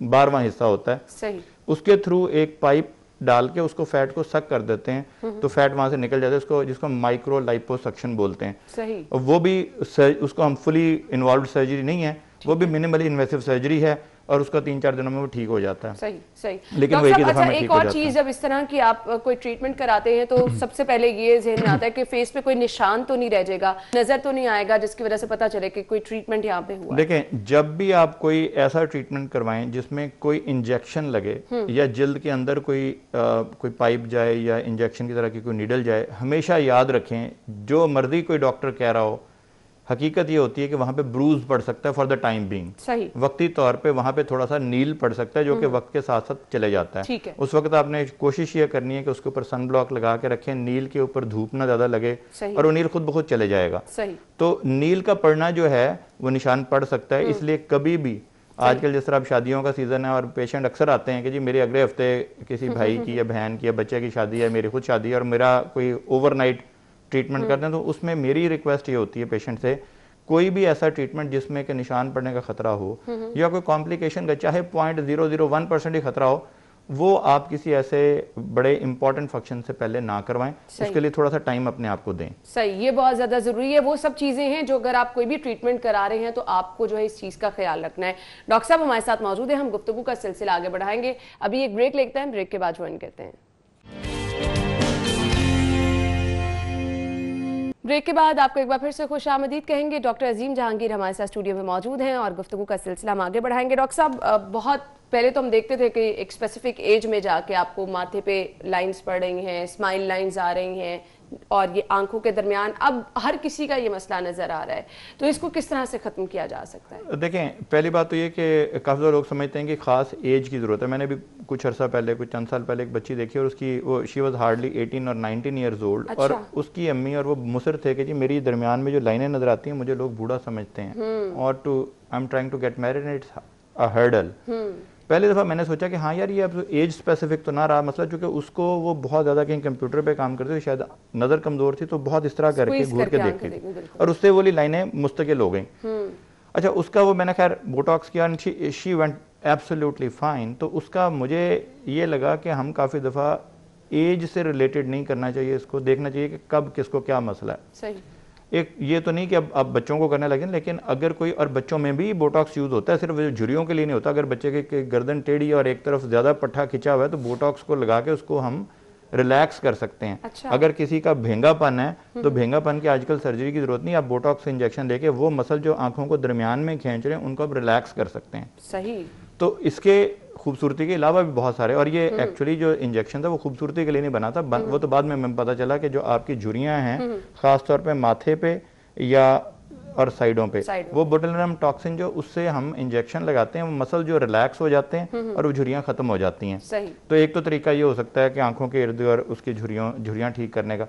दूसरा ये है कि बहुत सारी और ट्रीटमेंट्स हम कर सकते हैं। अगर किसी को वो सूट नहीं करता या वो करवाना नहीं चाहता तो बहुत सारी और चीज़ें जिसमें हाईली इंटेंस्ड फोकस्ड अल्ट्रासाउंड यूज़ कर सकते हैं। वो तो है ज़्यादा लिफ्ट देने के लिए या खींचने के लिए जिल्द को, लेकिन बहुत सारे लेजर्स हैं जो कि इन फाइन लाइंस को बहुत हद तक बेहतर कर सकती हैं। तो ये दो चीज़ें जो हैं, कुछ लेजर्स हो गई, लेजर्स में मुख्तलिफ किस्म के लेजर्स आ जाती हैं जिसमें हम स्मूथ बीम एक लेज़र है, जेनेसिस लेज़र है, जो एंडियाग लेज़र हम यूज़ कर सकते हैं, जिससे फाइन लाइंस ख़त्म हो जाती हैं। बोटॉक्स चूँकि ज़्यादा अरसे चलता है और ज़्यादा एक स्टैंडर्डाइज ट्रीटमेंट हो चुका है, तो इसलिए हम इसको ज़्यादा प्रेफर करते हैं बिकॉज इसकी रिप्रोड्यूसिबिलिटी जो है, बार बार अगर हम 10 पेशेंट्स पे करें तो 10 में से 9 को या मुमकिन है 10 के 10 को फ़ायदा हो जाए। तो इसलिए इसकी चूँकि प्रेडिक्टेबिलिटी बहुत ज़्यादा है तो वो हम ज़्यादा प्रेफर करते हैं आंखों के गिर्द झुर्रियों को। सही। अच्छा डॉक्टर साहब, मुझे ये भी बताइएगा, लिप्स रीशेप के लिए बहुत सारे लोग आते हैं, तो क्या रिकमेंड करते हैं आप? पर्सन टू पर्सन वेरी करता है या इसके लिए जो तरीका इलाज है वो भी? देखिए, लिप रीशेपिंग के लिए जो सबसे ज़्यादा हमारा कॉमनली यूज्ड मेथड है वो दो ही चीज़ें, या तो लिप की शेप को ठीक करना होता है या उसको भरना होता है कि बहुत लिप्स बारीक हैं या किसी की शेप बेहतर नहीं है, और तीसरा होता है कि उसकी रंगत को बेहतर बनाना है। रंगत को बेहतर बनाने के लिए तो बहुत सारी दवाइयाँ हैं हमारे पास, वो यूज़ कर सकते हैं, हाइड्रोफेशियल यूज़ कर सकते हैं, ख़ास किस्म की पील्स हैं वो यूज़ कर सकते हैं, माइक्रोडर्माब्रेशन यूज़ कर सकते हैं फॉर एग्जांपल। और जो लिप की रीशेपिंग है, लिप को शेप करने के लिए अब सर्जरी हमने तकरीबन छोड़ दी है। हाँ, अगर किसी के लिप्स बहुत ज़्यादा मोटे हों तो लिप्स को बारीक करने के लिए हमें सर्जरी करनी पड़ती है, ठीक है। लेकिन अदरवाइज जो है लिप की रीशेपिंग के लिए फिलर्स हैं, जो कि मुख्तलिफ तरह के फिलर्स आते हैं जिसमें हम फिलिंग एजेंट से फिल करके लिप को उसकी रीशेप कर देते हैं, उसको बना देते हैं। It's like a artistic job which doesn't have to be done in one go. वो उसमें ये जरूरी नहीं कि आप पहली दफ़ा ये सब कुछ ठीक कर दें, आप थोड़ा थोड़ा करके, और उससे फ़ायदा ये होता है कि किसी को पता भी नहीं चलता कि आपने कुछ करवाया हुआ है। तो लिप की रीशेपिंग कर सकते हैं। जब लिप में बहुत सारी झुर्रियाँ आ जाती हैं, अक्सर होता है कि जिस तरह हाइड्रेटेड लिप्स नहीं है कि लिप पे आपने लिपस्टिक तो लगा दी, काफ़ी दफ़ा लिप का मार्जिन जो है वो डिफाइंड नहीं होता, तो लिप ब्लीड कर जाती है लिपस्टिक, तो लिपस्टिक का पता नहीं चलता कि कहाँ पे लिप का मार्जिन खत्म होता है, तो उस मार्जिन को डिफाइन कर सकते हैं। अगर लिप्स में बहुत ज़्यादा आपकी झुर्रियाँ आ गई और लगता है बहुत खुश्क हुए में लिप्स, उसको हाइड्रेट आप करना चाह रहे हैं, आपने कोई आपने वैसलीन और ऐसी चीज़ें लगा के भी देखी, उसका फ़ायदा नहीं।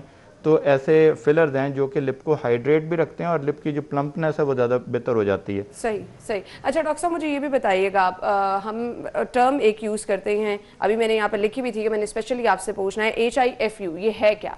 हाइफू जो है ये हाईली इंटेंस्ड फोकस्ड अल्ट्रासाउंड है, ठीक है। तो ये अल्ट्रासाउंड है जिस तरह बाकी आप अल्ट्रासाउंड करवाते हैं, लेकिन ये हाईली इंटेंस्ड है, बहुत ज़्यादा पावरफुल है और फोकस्ड है, इतना फोकस्ड है कि जहाँ पे ये गिरेगा वहाँ पे जिल्द को हल्का सा जला सकता है ये। अच्छा, अब इसकी हमने फ़ायदा कैसे उठाते हैं कि ये जो टेक्नोलॉजी है बड़ी वंडरफुल टेक्नोलॉजी है। वंडरफुल टेक्नोलॉजी इसलिए कि बगैर जिल्द को उधेड़े, बगैर जिल्द को जलाए, जिल्द के थ्रू गुजर जाता है जिस तरह आम अल्ट्रासाउंड गुजरता है, लेकिन जिल्द के नीचे वो लेयर जिसने के कॉन्ट्रैक्ट होने के बाद उसको अब थोड़ा टाइट करना है, उसको ये टाइट कर देता है। सही, कंट्रोल्ड बर्न। लेकिन डॉक्टर साहब जिस तरह हम बता रहे हैं, इसके लिए तो मेरे ख्याल से एक्स्ट्रा महारत की जरूरत है इसको इस्तेमाल करने के लिए भी। हाँ जी, बहुत सारी तो हैं कि चीज़ों में जब आप किसी को आप ट्रेन करते हैं, इस तरह मैंने ट्रेनिंग का जिक्र किया, ये बड़ी ज़रूरी चीज़ है कि वही मशीन यूज़ करके आप बहुत अच्छे रिजल्ट भी ले सकते हैं और वही मशीन यूज़ करके आपके बुरे रिजल्ट भी आ सकते हैं। डिपेंड करता है कि आपने मशीन को कैसे सेट किया है। तो जो सेटिंग है, तो इसलिए इसकी तो, लेकिन it's a non invasive procedure. इसको करने के लिए कोई एनेस्थीसिया की भी इवन ज़रूरत नहीं काफ़ी दफ़ा पड़ती, और हम अगर लगाते भी तो टॉपिकल एनेस्थीसिया लगा देते हैं, जो कि क्रीम की सूरत में या ऑइंटमेंट की सूरत में होता है, वो पेशेंट 1 घंटा आधा घंटा बैठा रहता है, जिससे कि स्किन जो है सुन हो जाती है और हाइफू किया जाता है। डॉक्टर साहब मैसेज क्या देना चाहेंगे देखने वालों को? देखिए, मैसेज ये है, नंबर 1 तो ये कि अगर आप चाहते हैं कि अच्छा दिखाई दें तो उसमें कोई हर्ज नहीं है, आप ज़रूर अच्छा दिखाई दें, लेकिन उसके लिए आप ब्यूटिशियंस पे, पार्लर पे जाने की बजाय वहाँ पे आप मेकअप जरूर करवाना जाएं, लेकिन जब आपका कोई प्रोसीजर होना हो जो कि मेडिकल प्रोसीजर है, उसमें अपने डॉक्टर का इंतखाब खुदारा सिर्फ नेट से देख के, मशहूरियों से, इश्तहारात से देख के मत करें। जाएं, डॉक्टर का इंटरव्यू एक किस्म का आप करें, आप जाएं वहां पे, अगर आपको एक कंसल्टेशन की फीस जरूर आपको, और अच्छे डॉक्टर्स कंसल्टेशन की फी चार्ज करते हैं, बिल्कुल, इसलिए कि उनका टाइम कीमती होता है। बिल्कुल। तो जो डॉक्टर आपकी फ्री कंसल्टेशन करे, एक तो उससे भागें, क्योंकि उसका मतलब ये है कि कोई ना कोई उसमें कैच है, बिल्कुल, वो आपको कोई सेल ना करें। दूसरी बात है कि उस डॉक्टर की क्वालिफिकेशन चेक करें कि वो उसका तजुर्बा कितना है, उससे उसने सीखा, उसका उस्ताद कौन था भाई, उससे उसने सीखा कहाँ से, क्योंकि ये इंतहाई सेंसिटिव मामला है। आप अपने चेहरे के लिए कुछ कराना चाह रहे हैं तो जितनी मैक्सिमम इंफॉर्मेशन आप ले सकते हैं जरूर लें। Thank you so much doctor साहब, बहुत बहुत शुक्रिया आपके वक्त के लिए। नाज़रीन, मुझे जाने एक ब्रेक की तरफ, और ब्रेक के बाद आपको ज्वाइन करेंगे, हमारे साथ रहिएगा। ब्रेक के बाद प्रोग्राम में आपको एक बार फिर से खुशामदीद कहेंगे। नाज़रीन, आला तालीम हासिल करना हर किसी का ख्वाब होता है। बहुत सारे नौजवान प्लान करते हैं कि उन्होंने क्या क्या चीज़ें अचीव करनी हैं, प्रॉपर तौर पर उन्होंने अपना एक गोल बना रखा होता है, उसको अचीव करने के लिए वो मेहनत करते हैं। हर कोई कोशिश करता है कि ज़बरदस्त तालीम, आला तालीम हासिल करके कुछ ज़बरदस्त सा प्लान करे। ख़ास तौर पे ऐसे नौजवान जो कि MBA कर लेते हैं, ख्वाब सजा लेते हैं कि बहुत ही ज़बरदस्त बिजनेस प्लान वो आगे लेके चल रहे हैं। लेकिन आज जिस नौजवान से हम आपकी मुलाकात करवाने वाले हैं, वो बहुत सारे ऐसे नौजवानों के लिए मिसाल है जो कि आला तालीम हासिल करके ये सोचते रह जाते हैं कि वो क्या करें, उनके लिए कोई मौका नहीं है, गवर्नमेंट उनको कोई प्लेटफॉर्म नहीं मुहैया कर रही है, जॉब अपॉर्चुनिटी नहीं है। आपने पढ़ाई कर ली, आपने अपना दिमाग चलाया, आपने किस तरह से काम किया और कहां से आप कहां पहुंच गए। एक जबरदस्त मिसाल स्टूडियो में हमारे साथ मौजूद है, तारुफ में आपके साथ कराना चाहूंगी। एंटरप्रेन्योर हैं अरसलान अहमद, जिन्होंने हमें ज्वाइन किया है, और इनके बारे में बताती चलूं जी, ये ऑनर हैं दाल मटका के। तो इनकी स्टोरी एक्चुअली क्या है हम अरसलान से ही जान लेते हैं। अस्सलाम वालेकुम अरसलान। वालेकुम अस्सलाम। क्या हाल चाल है आपका? अल्हम्दुलिल्लाह। अच्छा अरसलान, माशाल्लाह से आपने MBA कर रखा है, तो कुछ मुझे अपना ये एजुकेशन की जर्नी बताइएगा। क्या प्लान किया था MBA करने का, किस तरह से प्लान किया? क्या बचपन से ही सोच रखा था कि MBA करना है? टिल मैट्रिक तो नहीं अंदाज़ा था कि क्या करना है, लेकिन जब मैट्रिक क्लियर किया तो फ्रेंड्स के साथ, अब्बा जी के साथ डिस्कशंस चलती रहीं। तो अल्हम्दुलिल्लाह रावियन हूँ, गवर्नमेंट कॉलेज से इंटर किया। और उसके बाद प्लान यही था, क्योंकि मैंने अपने दादाजी को, वालिद साहब को, अब्बा जी को बिज़नेस करते हुए देखा, तो बिज़नेस ही करना था शुरू से, तो चाहता था कि बिज़नेस ही पढ़ूं। कुछ लोग गलती से MBA कर लेते हैं, तो मैंने गलती से नहीं किया, मैंने डेलिब्रेटली प्लान करके अपना बैचलर्स और उसके बाद मास्टर्स जो है वो बिजनेस को पढ़ा। सही, 6 years। चले, ये तो हो गया आपका वो सारा स्टडी का जर्नी जो आपने बताया कि आपने प्लान करके किया। MBA करने के बाद तो लोग ऊंचे ऊंचे ख्वाब सजा लेते हैं, और आपने दाल मटका के ऑनर बन गए। अब ये स्टोरी क्या है?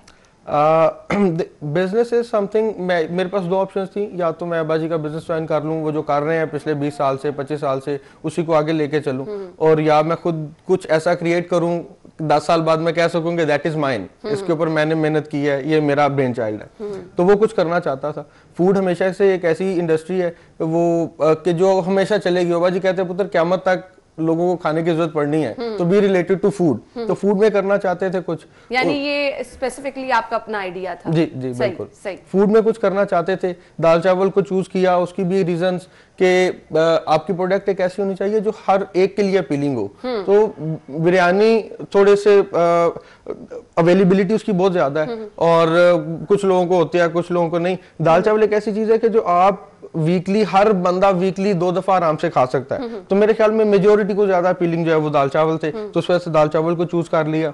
फिर हमारे पास था कि इसको हम प्रेजेंट किस तरह करें, तो प्रेजेंटेशन डिफरेंट करने के लिए हम इसको स्टॉल्स पे ले गए। अब प्लान इज, विजन ये है कि हमने लाहौर प्लस डिफरेंट सिटीज के हिसाब से स्टॉल्स को मैनेज करना है। लाहौर के लिए प्लान है 20 से 25 स्टॉल्स का। तो जो प्रेजेंट हम कर रहे हैं वो मिट्टी के बर्तनों में कर रहे हैं। पैकिंग करने के लिए हम मिट्टी का मटका यूज कर रहे हैं, उसी में पैक करके लोगों को साथ में देते हैं। तो वो बड़ा एक अपीलिंग आइडिया लोगों को लग रहा है। उसके पीछे रीजन थी कि हम प्लास्टिक अवॉइड करना चाह रहे थे कि खाना अक्सर लोग प्लास्टिक में पैक कर देते हैं। आप किसी रेस्टोरेंट में भी जाएं तो प्लास्टिक के शॉपर्स में या बॉक्सेस में पैक होता है, तो प्लास्टिक अवॉइड करना था। तो मटके के अलावा कोई बेहतर ऑप्शन नहीं है हमारे पास। अच्छा, ये जो आपका स्टॉल जो है इतना प्यारा डेकोर हुआ है, इसका मुझे आइडिया बताएं कहाँ से आया? ये भी अपना ब्रेन चाइल्ड है।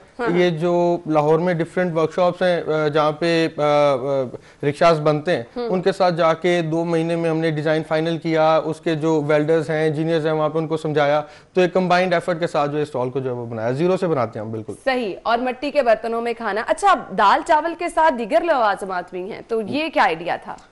देखिए, दाल एक हर घर की एक ऐसी डिश होती है जो लगता है कि इस घर में स्पेशल है, जो आपके रिलेटिव्स, आपके फ्रेंड्स कह के बनवाते हैं, अच्छा यार ऐसा करो। तो जो हमारे घर में चटनी बनती है वो अम्मा जी बड़ी स्पेशल बनाती हैं, और वो एक अपने 10 साल पुराने 20 साल पुराने तरीके से बनाती हैं। तो वो हम लोग दोपहर में खाते इस तरीके से, सैलेड, चटनी, राइस, दाल और बाकी जो चीजें भी खाते हैं उनके साथ ये लवाजमा जरूरी होते हैं। तो वो मैंने घर वाली सारी चीजें इसमें शामिल करनी, जिस तरह मैं घर में खाता हूँ सेम इसी तरीके। एक तो ये चीज आपके खाने को मुनफरिद बना रही है, खाने का टेस्ट बहुत मैटर करता है, क्योंकि लाहौरिये तो वैसे ही खाने के बारे में बहुत चूजी होते हैं। तो मुझे ये बताइएगा, इतनी ऑप्शंस होने के बावजूद ये खाना डिफरेंट होना, टेस्ट डिफरेंट होना एक चैलेंज बन जाता है। बिल्कुल बनता है। देखें, वट यू आर ईटिंग आप वही प्रेजेंट करें लोगों को। मैं वही ऑयल यूज करता हूँ जो मैं घर में यूज करता हूँ, वही क्वालिटी ऑफ राइस यूज करता हूँ जो मैं घर में करता हूँ। तो बिल्कुल जिस तरह घर में खाना बनता है सेम वही क्वालिटी को हम सब लोगों को जो है वो प्रेजेंट कर रहे हैं। शायद इस वजह से वो डिफरेंट नॉर्मल माइल्ड स्पाइसेस और बाजारी नहीं लगता, हमारा जो खाना है वो घर का ही लगता है, और जो भी आता है वो यही बता रहा होता है। सही। तो मुझे ये बताएगा, खाना आप खुद बनाते हैं क्या? मैं अब खुद नहीं बना रहा, लेकिन शुरू में मैंने सारा प्रोसीजर खुद सीखा। उसके बाद जो मेरे साथ काम करते हैं उनको भी सिखाया। वो एक छोटी सी मैं उसमें बात आपको बता दूं कि जितने लोग मेरे साथ काम कर रहे हैं मैं उनको जॉब नहीं देता। सही। जो स्टॉल्स पे काम कर रहे हैं सारे हम मिलकर किचन में भी काम करते हैं, उनको मैं अपना पार्टनर बनाता हूँ। गुड। तो उसकी भी कुछ रीजन है कि मैंने एक हदीस का मफहूम सुना था कि जो चीज आपको अपने लिए पसंद है अपने भाई के लिए भी वही पसंद करो। तो मुझे बिजनेस पसंद है तो मैं सबको बिजनेस ही देता हूँ, मैं किसी को जॉब नहीं देता। मुझे जॉब पसंद नहीं, मैं किसी को जॉब देता भी नहीं। सही। बहुत जबरदस्त आइडिया आपका। विश गुड लक, जिस तरह से आप इसको आगे एनहांस करना चाह रहे हैं। अल्लाह ताला आपको बहुत सारी कामयाबी दे। बहुत बहुत शुक्रिया आपके वक्त के लिए। नाज़रीन, हमें इसी के साथ ही इजाजत दीजिए और आप अपना बहुत सारा ख्याल रखिएगा, दुआओं में याद रखिएगा। अल्लाह हाफिज।